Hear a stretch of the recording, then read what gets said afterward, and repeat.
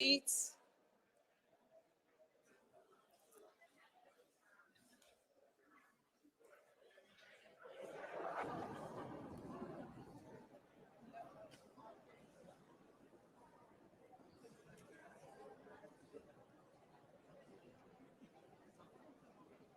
Dear colleagues, good morning.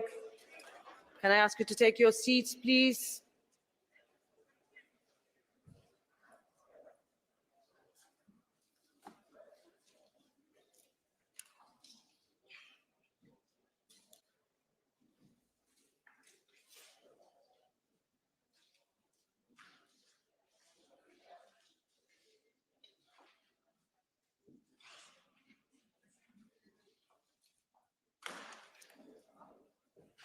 Once again, good morning to all of you, dear colleagues. First of all, I am pleased to welcome the President of the European Commission, Ursula von der Leyen, to our European Parliament for the annual State of the European Union address. It is also very much a special honor to have Olena Zelenska with us on this important day.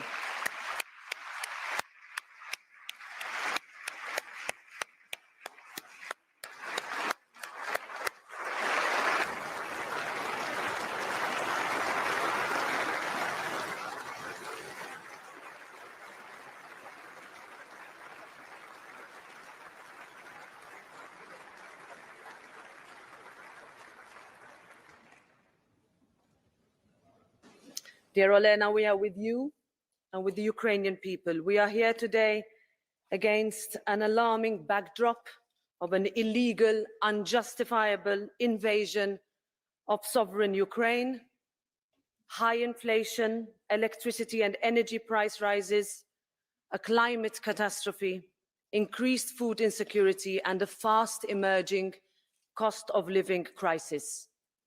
I think our message today will be that Europe will respond. And to underline how we will do that, it is my pleasure to give the floor to the President of the European Commission to deliver her 2022 State of the European Union address. Dear Ursula, the floor is yours.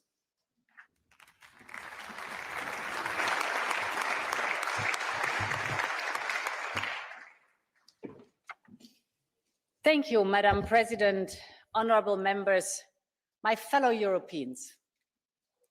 Never before has this Parliament debated the state of our Union with war raging on European soil. And we all remember that fateful morning in late February. Europeans from across our Union woke up dismayed by what they saw, shaken by the resurgent and ruthless face of evil, haunted by the sounds of sirens and the sheer brutality of war. But from that very moment on, a whole continent has risen in solidarity. At the border crossings where refugees found shelter, in our streets filled with Ukrainian flags, in the classrooms where Ukrainian children made new friends. From that very moment, Europeans neither hid nor hesitated. They found the courage to do the right thing. And from that very moment, our Union as a whole has risen to the occasion. 15 years ago, during the financial crisis, it took us years to find lasting solutions.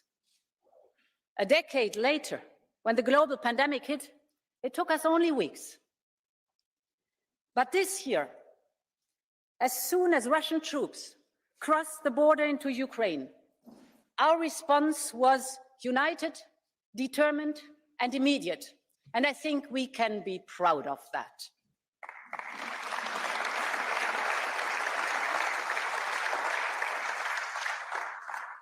We have brought Europe's inner strength back to the surface.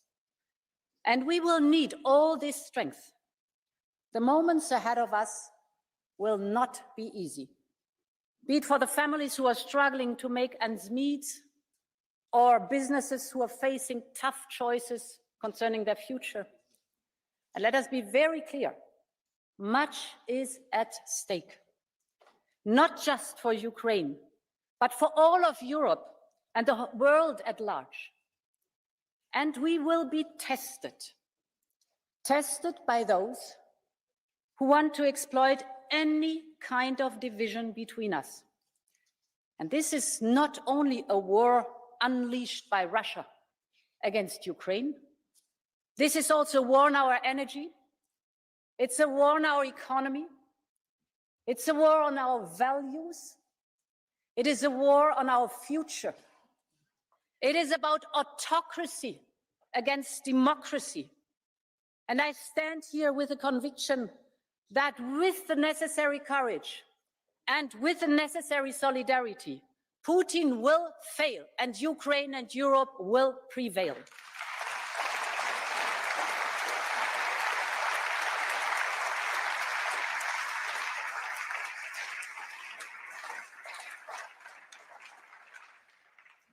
Today, courage has a name, and that name is Ukraine.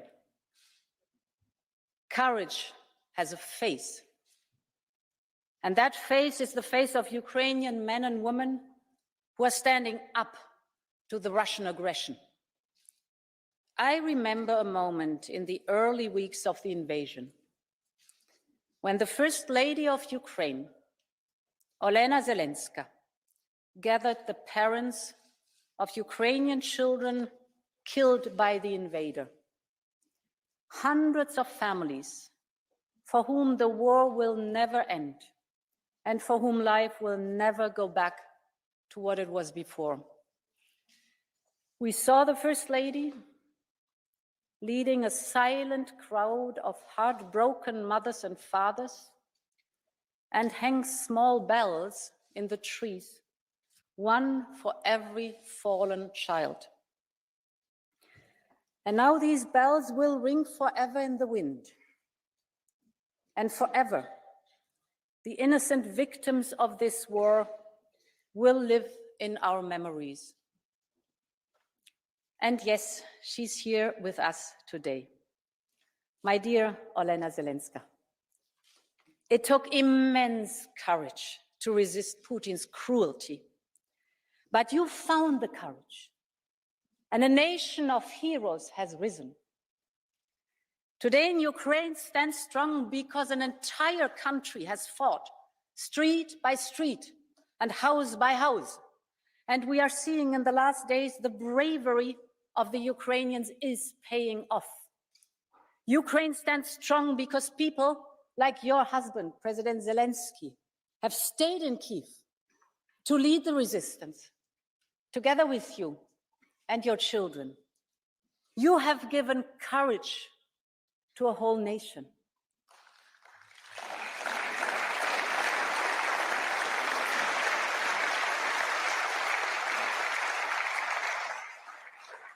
You have given a voice to your people on a global stage. You have given hope to all of us. So today we want to thank you and all Ukrainians. Glory to a country of European heroes. Slava Ukraini.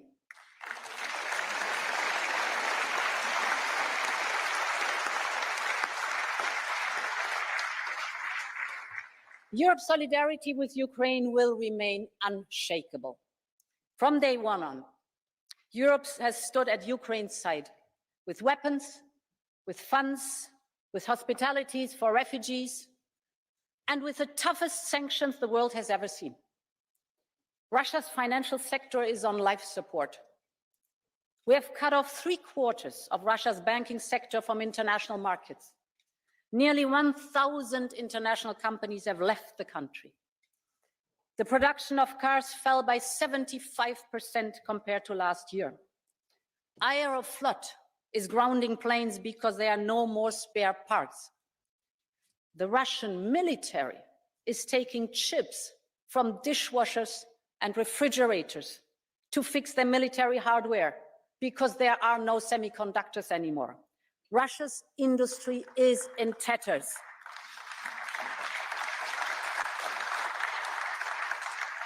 And it is the Kremlin that has put Russia's economy on the path of oblivion. That is the price for Russia's and Putin's trail of death and destruction. And I want to make it very clear. The sanctions are here to stay. This is time for us for resolve and not for appeasement. This has to be very clear.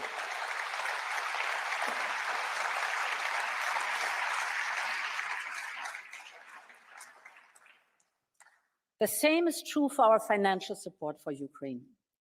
So far, Team Europe has provided more than 19 billion euros in financial assistance, and this is without counting the military support. And we are in for the long haul.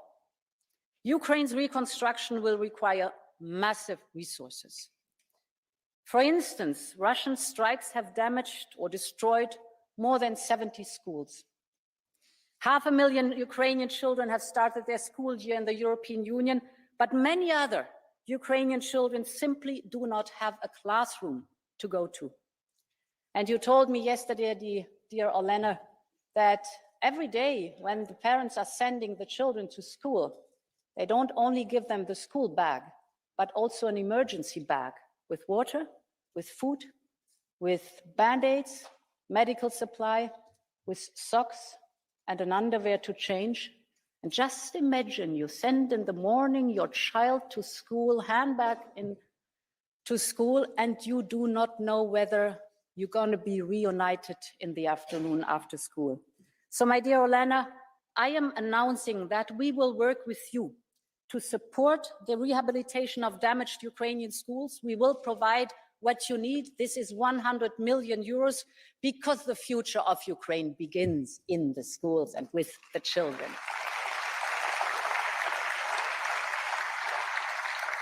We will not only support financially, but also empower Ukraine to make the most of its potential. Ukraine has already a rising tech hub and is home to many very young, smart companies. So I want us to mobilize the full power of our single market to help accelerate growth and create opportunities.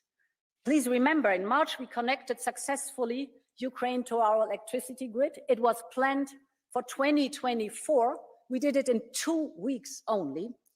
And today, Ukraine is exporting electricity to the European Union. So I want to significantly expand this mutual beneficial trade. We have already suspended import duties on Ukrainian exports to Ukraine. We will bring Ukraine into our European free roaming area. It's really time to do that now. Our solidarity lines are a big success, and building on all of that, the Commission will work with Ukraine to go a step further and to ensure a seamless access to the single market of the European Union. Our single market is one of Europe's greatest success stories. We know the power that lies in the single market. So now it is time to make it a success story for our Ukrainian friends too.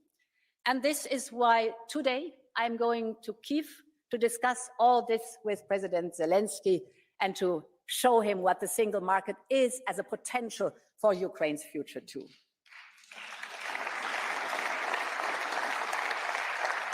My honorable members, one lesson from this war is we should have listened to those who know Putin, to Anna Politkovskaya and all the Russian journalists who exposed the crimes and paid the ultimate price. To our friends in Ukraine, Moldova, Georgia, and the opposition in Belarus. We should have listened to the voices inside our union, in Poland, in the Baltics, and all across Central and Eastern Europe. They have been telling us for years that Putin would not stop, and they acted accordingly. Our friends in the Baltics have worked hard to end their dependency on Russia. They have invested heavily in renewable energy, in LNG terminals, in interconnectors. They made the experience, yes, this comes at a cost, but dependency on Russian fossil fuels comes at a much, much higher price. So we have to get rid of this dependency all over Europe. As you know, therefore, we agreed to join storage. We are now at 84%. That's good. We're overshooting our targets. But unfortunately, this will not be enough. We have to diversify away from Russia to reliable suppliers like the United States and Norway and Algeria and others. Two figures that are interesting. Last year, Russian gas accounted for 40% of our imported gas. Today, it's down to 9%. But we also see that Russia keeps actively manipulating our energy market. I mean, they prefer to flare the gas instead of sending it to Europe according to the contracts that are existing. So this market is not functioning anymore. And in addition, the climate crisis is heavily weighing in our bills. Heat waves have boosted electricity demand, droughts shut down hydro and nuclear plants, and as a result, prices have risen by more than 10 times compared to before the pandemic. Making ends meet is becoming a source of anxiety for millions of businesses and households in the European Union. But we also see how Europeans are coping with this challenge. Think of the workers in ceramic factories in central Italy who have decided to move their shifts to the early morning to benefit from the lower energy prices. And just imagine the mothers and fathers among those workers having to leave home early when the kids are still sleeping because of a war they have not chosen. This is one example in a million of examples of Europeans adapting to the new reality. And I want our union to take example from its people. So reducing demand during peak hours will make supply last longer, and it will bring prices down. This is why we're putting forward measures for member states to reduce their overall electricity consumption. And then targeted support is needed for small and medium enterprises, like the glass makers across Europe who cannot longer turn on their ovens, or for single parents facing one daunting bill after the next if they look at electricity. Millions of Europeans need support. This is why we are proposing a cap on the revenues of companies that produce electricity at low costs. These companies are making revenues they never accounted for, they never even dreamt of. And don't get me wrong, in our social market economy, profits are okay, they are good. But in these times, it is wrong to receive extraordinary record revenues and profits benefiting from war and on the back of our consumers. In these times, profits must be shared and channeled to those who need it most.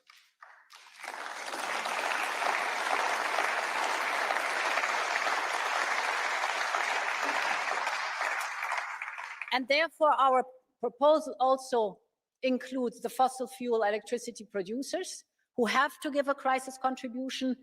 And overall, our proposal will raise more than 140 billion euros for member states to cushion the blow directly. These are all emergency and temporary measures we are working on, including our discussion on gas temporary measures. So on one hand, we have to ensure the security of supply. On the other hand, we have to ensure global competitiveness, the security of supply, because the gas still has to come to the European Union, the energy of all. On the other hand, if it's too expensive, it's damaging our global competitiveness. So we will develop with the member states a set of measures to take into account the specific nature of our relationship with suppliers, ranging from unreliable suppliers such as Russia to reliable friends such as our Norwegian friends, for example. I have agreed with Prime Minister Støre to set up a task force so that the teams work for this aim together to look how are we able to lower in a reasonable manner the price for gas. Another important topic is on the agenda. Today, our gas markets have changed dramatically. From pipeline gas we used to have in abundance, mainly to increasing amounts of LNG gas. But the benchmark used in the gas market, the so-called TTF, has not adapted. So this is why the Commission will work on establishing a more representative benchmark for the electricity trading that really reflects this change in the market we have seen. And at the same time, we also know that energy companies are facing severe problems with liquidity in electricity futures markets. We will work with the market regulators to ease these problems by amending the rules on collaterals and by taking measures to limit the intraday price volatility. And we will amend the temporary state aid framework in October to allow for the provision of state guarantees while preserving a level playing field.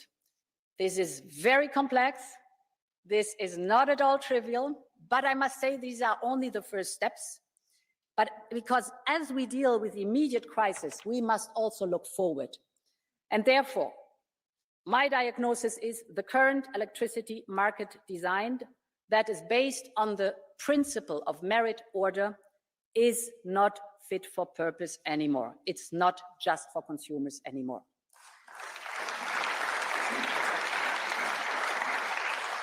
Consumers should reap the benefits of low-cost renewables. That must be the purpose. So we have to decouple the dominant influence of gas on the price of electricity. And this is why we will do a deep and comprehensive. Now, honorable members, there is one important point. Half a century ago, in the 1970s, the world faced another fossil fuel crisis. Some of us remember the car-free weekends to save energy. Yet, we kept driving on the same road. We did not get rid of our dependency on oil. And worse, fossil fuels were even massively subsidized. This was wrong, not just for the climate, but also for our public finances and for our independence as we know today. And we're still paying the price for that. Only a few visionaries understood that the real problem was the fossil fuels themselves, not their price. And among them were our Danish friends. When the oil crisis hit, Denmark started to invest heavily into harnessing the power of the wind. They laid the foundation for its global leadership in the sector and created tens of thousands of new jobs. This is the way to go. Not just a quick fix, but a change of paradigm, a leap into the future, and that must be our principle today with this crisis too, honorable members.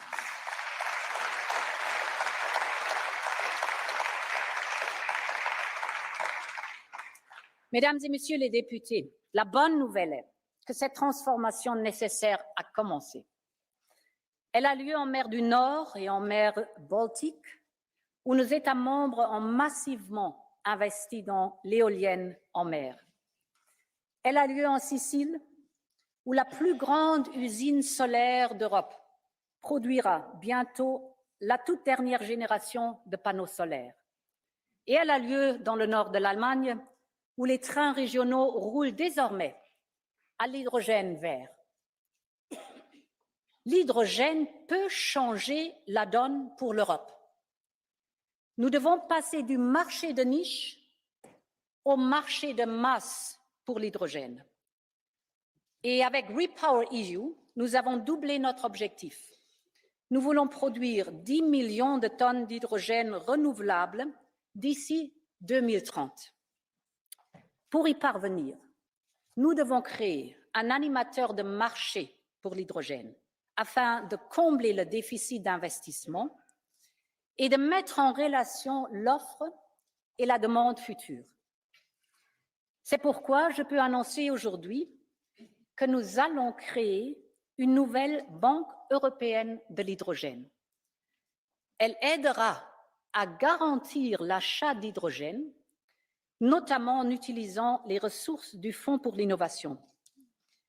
Elle pourra investir 3 milliards d'euros pour aider à construire le futur marché de l'hydrogène, et c'est ainsi que nous allons bâtir l'économie du futur. C'est cela notre pacte vert pour l'Europe.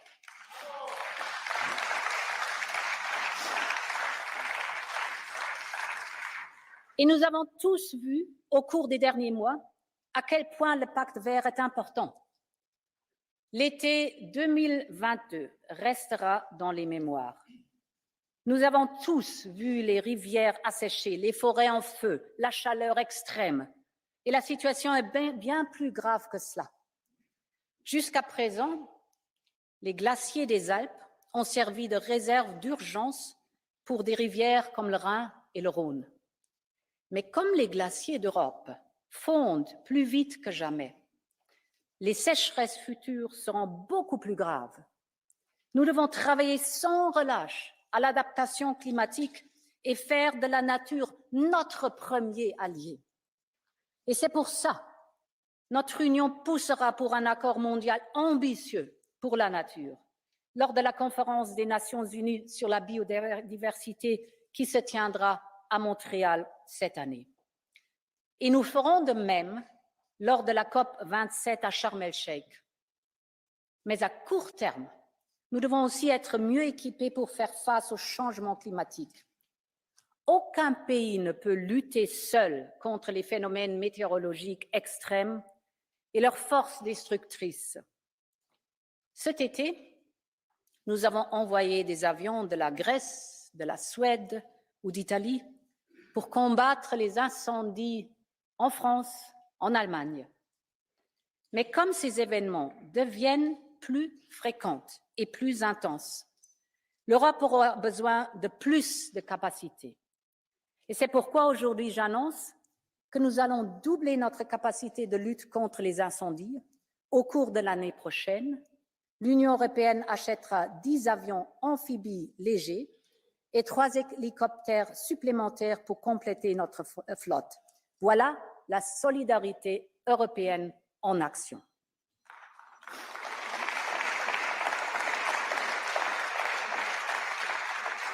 Honourable members, the last years have shown how much Europe can achieve when it is united. After an unprecedented pandemic, our economic output overtook pre-crisis level in record time. We went from having no vaccines to securing over 4 billion of these life-saving vaccines for Europeans and for the whole world. And in record time, we came up with SURE so that people could stay in their jobs even if their companies had run out of work. We were in the deepest recession since World War II, and we achieved the fastest recovery since the post-war boom. And all that was possible because we all rallied behind a common recovery plan. Next Generation EU has been a boost of confidence for our economy, and its journey has only just begun. So far, 100 billion euros have been disbursed to member states. This means 700 billion euros still haven't flown into our economy. Next Generation EU will guarantee a constant stream of investment to sustain jobs and growth. It means relief for our economy, but most importantly, it means renewal.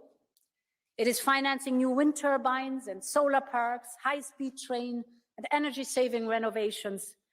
We conceived Next Generation EU almost 2 years ago, and yet it is still exactly what Europe needs today. So let's stick to the plan and bring the money to the ground. It has to be delivered because it's necessary now as investment. And honourable members, the future of our children needs both. That we invest in sustainability, but also that we invest sustainably. We also have to acknowledge a new reality of higher public debt. We need fiscal rules that allow for strategic investment while safeguarding fiscal sustainability. Rules that are fit for the challenges of this decade. And therefore, in October, we will come forward with new ideas for our economic governance. Let me share a few basic principles with you. Member states should have more flexibility on their debt reduction path. But there should be more accountability on the delivery of what we have agreed on. There should be simpler rules that all can follow to open the space for strategic investments we needed and to give the financial markets the confidence they need. So let us chart once again a joint way forward with more freedom to invest, that's necessary, more scrutiny on the process, what has been agreed has to be done, more ownership by member states and better result for the citizens. So in short, let's rediscover the Maastricht spirit. Stability and growth can only go hand in hand.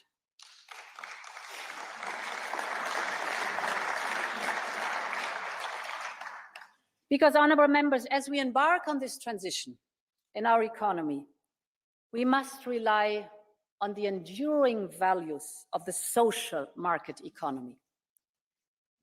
It's the beautiful, simple idea that Europe's greatest strength lies in each and every one of us. Our social market economy encourages everyone to excel, but it also takes care of the fragility as human beings. It covers the big risks of life, like poverty, sickness, age. It rewards performance and guarantees protection. It opens opportunities, but it also sets limits. And we need this today even more than ever. Because the strength of our social market economy will drive the green and the digital transition. And our Achilles heel for the small and medium enterprises are basically three things. It's, do we have an enabling business environment? It's the question, do we have a workforce with the right skills? And do we have access to raw materials our industry needs? This will be the three crucial questions to answer right now, to have a future with the model as I've described right now. We must, for our SMEs, remove the obstacles that still hold them back. They must be at the center of this transformation because they are the backbone of our industry and Europe's long history of industrial prowess. And they have always put their employees first, even and especially in times of crisis. But inflation and uncertainty are weighing especially hard on them. This is why we will put forward an SME relief package. It will include a proposal for a single set of tax rules for doing business in Europe called BFIT. It will make it easier to do business in our union, less red tape, better access to the dynamism of our continental market. And, honorable members, it is high time that we revise the Late Payment Directive, because it's simply not fair that 1 in 4 bankruptcies, that's 25% of all bankruptcies, are due to invoices not being paid in time. This can't be possible. For millions of family businesses, we have to revise this Late Payment Directive. This will be a lifeline in troubled waters.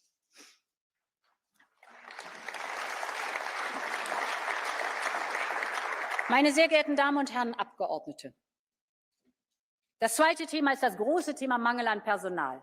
Und das ist eine große Herausforderung für Europa und Europas Unternehmen. Die Zahl der Arbeitslosen ist so niedrig wie nie, 6,0%, 6% Arbeitslosigkeit. Das ist gut. Aber gleichzeitig liegt die Zahl der offenen Stellen auf Rekordniveau. Lastwagenfahrer, Kellnern, Flughafenpersonal, Krankenpfleger, Ingenieurinnen, IT-Technikerinnen. Von ungelernt bis Universitätsabschluss, Europa braucht sie alle. Und wir müssen daher viel stärker in Aus- und Weiterbildung investieren.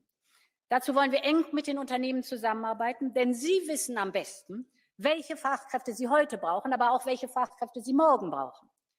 Und wir müssen diesen Bedarf viel besser in Einklang bringen mit den Zielen und den Wünschen der Arbeitssuchenden selbst für ihren Berufsweg. Wir haben dieses wunderbare große Instrument ESF.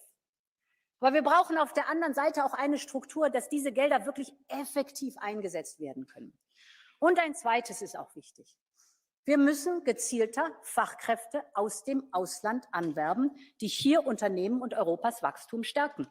Und deshalb ist ein wichtiger Schritt, ihre Qualifikationen, die können was, diese Menschen, ihre Qualifikationen in Europa besser und schneller anzuerkennen.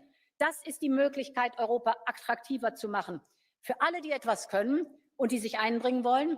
Und deshalb schlage ich vor, es ist ein Riesenthema, das kann man nicht hier abhandeln. Ich schlage vor, dass wir das Jahr 2023 zum Europäischen Jahr der Aus- und Weiterbildung machen. Lasst uns einen Schwerpunkt darauf setzen. Das ist jetzt der richtige Schritt.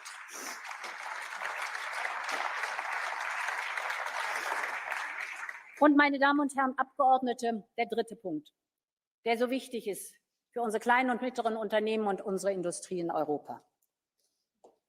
Ganz unabhängig davon, ob wir über maßgeschneiderte Chips für die virtuelle Realität sprechen, haben wir viel gemacht in diesem Parlament, oder über Speicherzellen für Solaranlagen, der Zugang zu Rohstoffen ist entscheidend für den Erfolg unserer Transformation der digitalen Wirtschaft. Lithium und seltene Erden werden bald wichtiger sein als Öl und Gas. Und allein unser Bedarf an seltenen Erden wird sich bis 2030 verfünffachen. Einerseits ist das ein gutes Zeichen, denn es zeigt, mit welchem Tempo wir beim europäischen Green Deal vorangehen. Das Problem ist nur, dass derzeit ein einziges Land fast komplett den gesamten Markt beherrscht. Wir müssen verhindern, dass wir erneut in eine Abhängigkeit geraten, wie wir sie jetzt erleben bei Gas und Öl.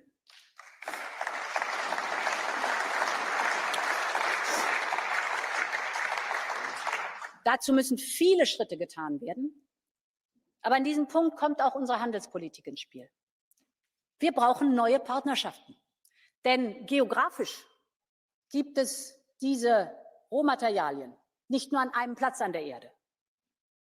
Das heißt, wir brauchen neue Partnerschaften, nicht nur um unsere Wirtschaft zu stärken, sondern vor allen Dingen auch um unsere Interessen und unsere Werte global voranzubringen. Und mit diesen gleichgesinnten Partnern können wir auch außerhalb unserer Grenzen Arbeitsstandards, Umweltstandards verwirklichen und sichern. Das heißt, wir brauchen neue Beziehungen zu neuen verlässlichen Partnern in Wachstumsregionen.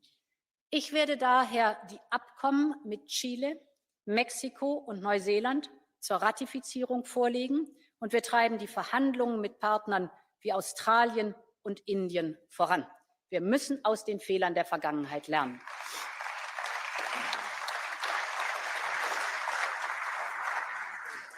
But securing supplies is only a first step.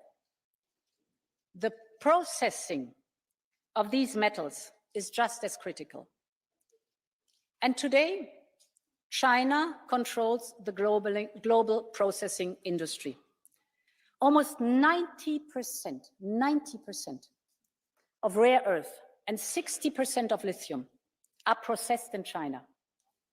So we will identify strategic projects all along the supply chain, from extracting to refining, from processing to recycling, and we will build up strategic reserves where supply is at risk. This is why today I am announcing a European Critical Raw Materials Act.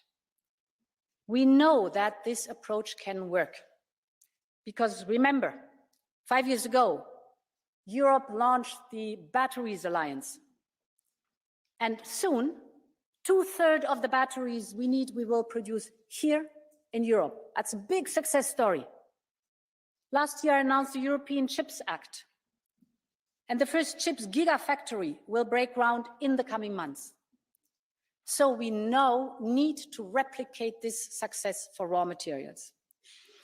And this is also why we will increase our financial participation in the important projects of common European interest, the so-called IPCEIs. And for the future, I will push to create a new European Sovereignty Fund, because we have to make sure that the future of the industry is made in Europe. Honorable members, as we look around at the state of the world today, it can often feel like there is a fading away of what once seemed so permanent. And in some ways, the passing of Queen Elizabeth II last week reminded us all of that. She is a legend.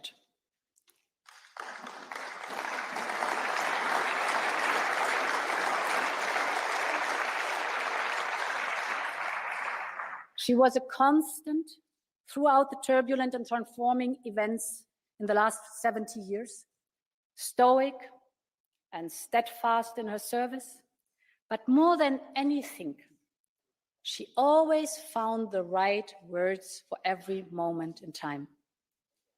From the call she made to war evacuees in 1940 to her historic address during the pandemic, she spoke not only to the heart of her nation, but to the soul of the whole world. And when I think of the situation we're in today, her words at the height of the pandemic still resonate with me. She said, "We will succeed, and that success will belong to every one of us." End of quote. She always reminded us that our future is built on new ideas and founded in our oldest values. Since the end of World War II, we have pursued the promise of democracy and of the rule of law. And the nations of the world have built together an international system promoting peace and security, justice and economic progress. Today, this is the very target of Russian missiles. What we saw on the streets of Bucha, in the scorched fields of grain, and now in the gates of Ukraine's largest nuclear plant, is not only a violation of international rules, it is the deliberate attempt to discard them once and for all. That we have to know. And this watershed moment in global politics calls for a rethink of our foreign policy agenda. This is the time to invest in the power of our democracies. This work begins with a core group of our like-minded partners, our friends in every single democratic nation on the globe. We see the world with the same eyes. We share the same values, and we should mobilize our collective power to shape global goods. We should strive to expand the core of these democracies. The most immediate way to do this is to deepen our ties and strengthen democracies on our continent. This starts with those that are already on the path to our union. We must be at their side by every step and every day, because the path towards strong democracies and the path towards our union are one and the same. And so I want to know the people of the Western Balkans, Ukraine, Moldova, and Georgia, to know, and I think I speak in the name of this noble house, you are part of our family, you are the future of our union and in our union, and our union is not complete without you. This has to be the message.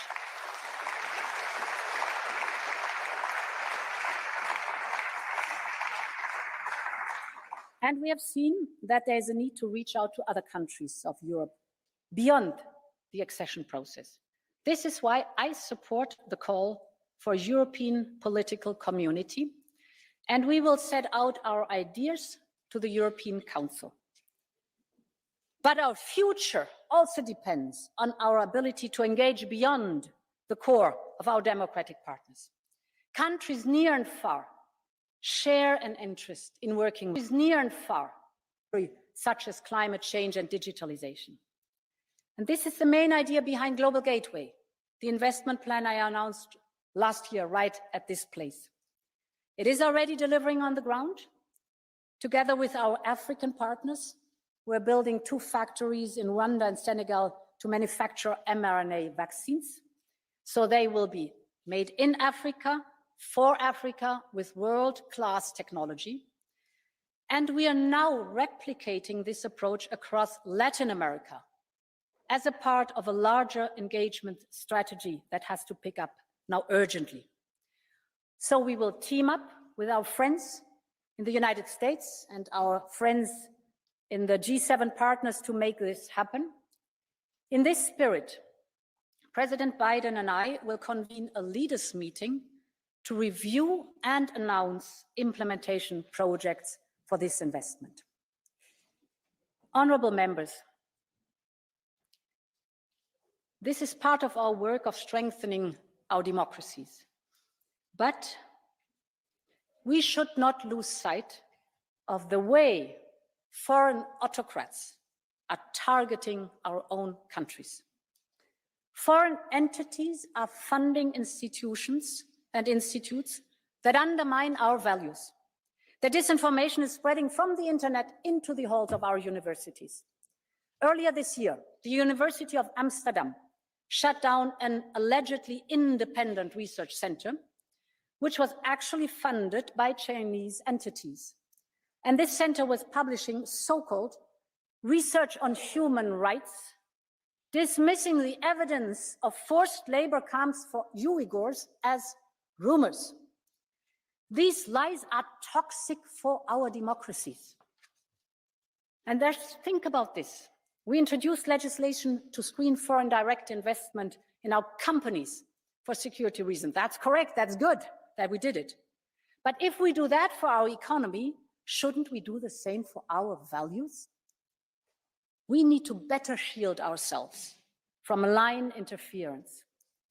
And this is why we will present a Defense of Democracy Pact. It will bring forward covert foreign influence. It will shed the light on shady funding. We will not allow any autocracy's Trojan horses to attack our democracies from within. For more than 70 years, our continent has marched towards democracy. But the gains of our long journey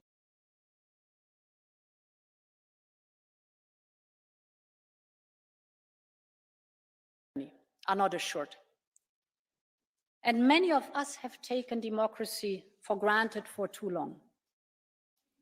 Especially those who, like me, who have never experienced what it means to live under the fist of an authoritarian regime. Today, we all see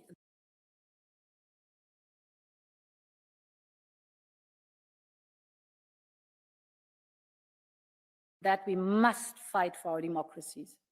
Every single day, every single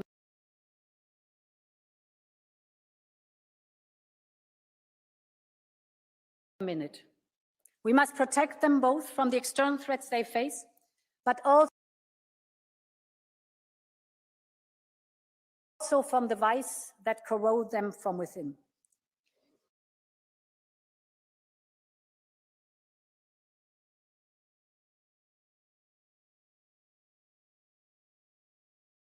It is my Commission's duty and the most noble role to protect the rule of law. So let me assure you, we will keep insisting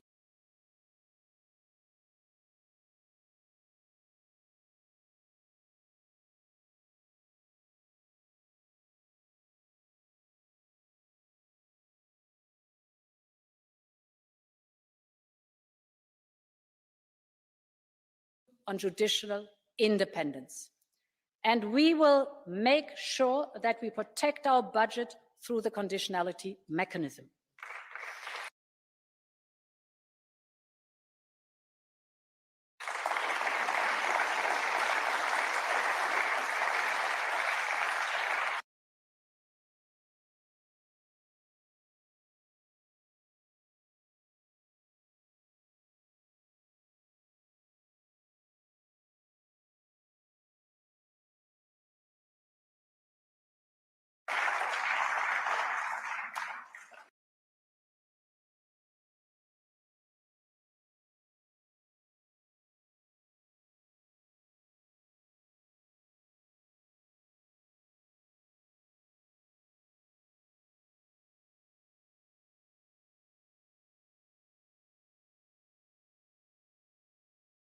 And today I would like to focus on corruption with all its faces.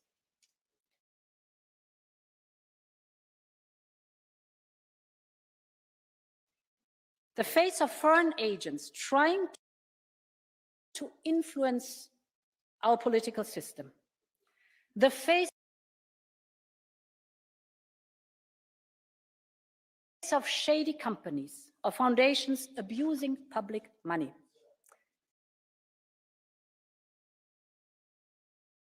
If we want to be credible when we ask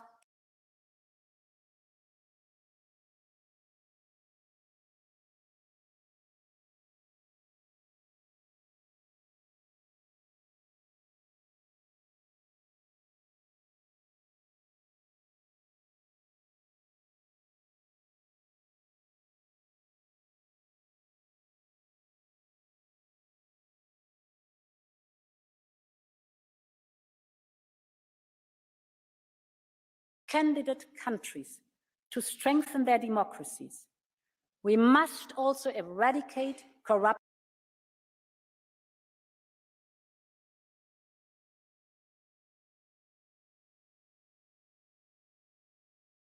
at home.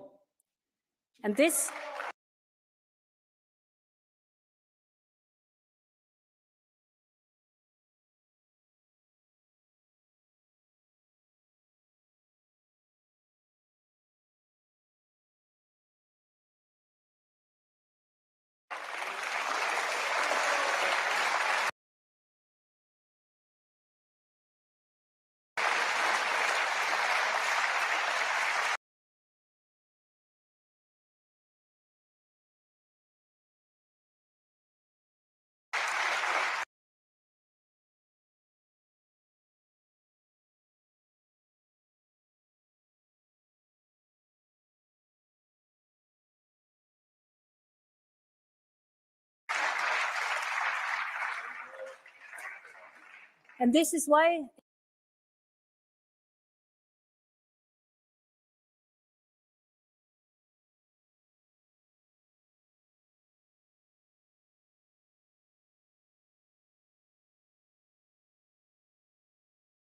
in the coming year, the Commission will present measures to update our legislative framework for fighting corruption.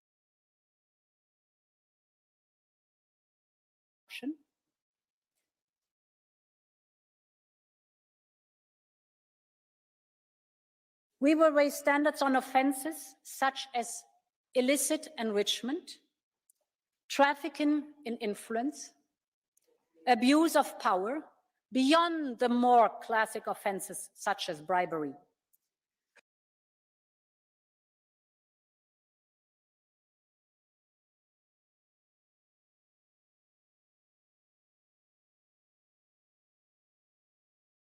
And we will also propose to include corruption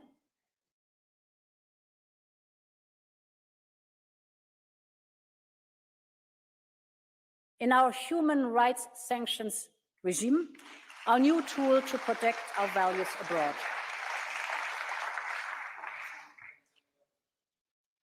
Honorable members, our founders only meant to lay the first stone of this democracy. They always thought that future generations would complete their work, and that's true. We have to do that. It's an ongoing process. Democracy has not gone out of fashion, but it must update itself in order to keep improving people's lives. You will remember these words. These are the words of our friend David Sassoli, a great European. Democracy has not gone out of fashion, but it must update itself in order to keep improving people's lives. David Sassoli thought that Europe should always look for new horizons.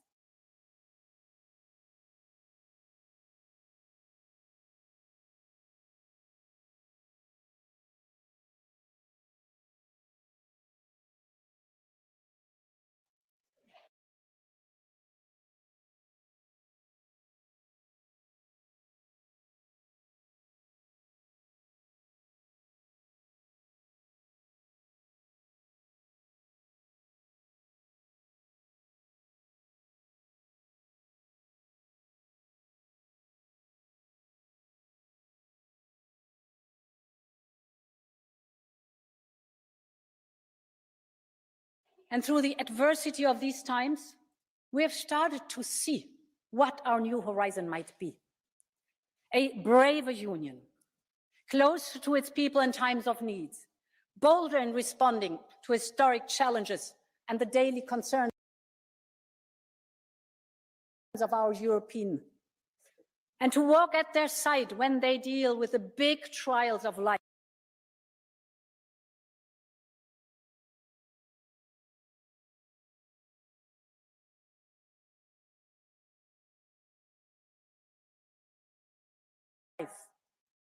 This is why the conference on the future of Europe was so important. It was a sneak peek of a different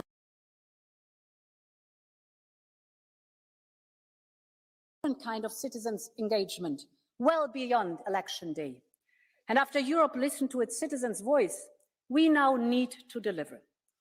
The citizens' panels that were central to the conference will now become a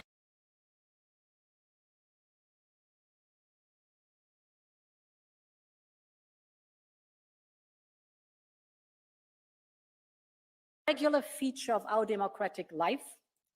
And in the letter of intent that I have sent to, I have outlined a number of proposals for the year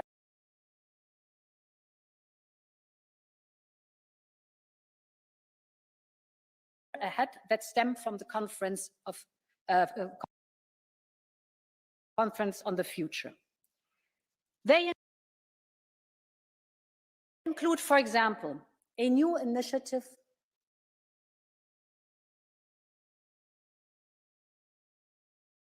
on mental health. We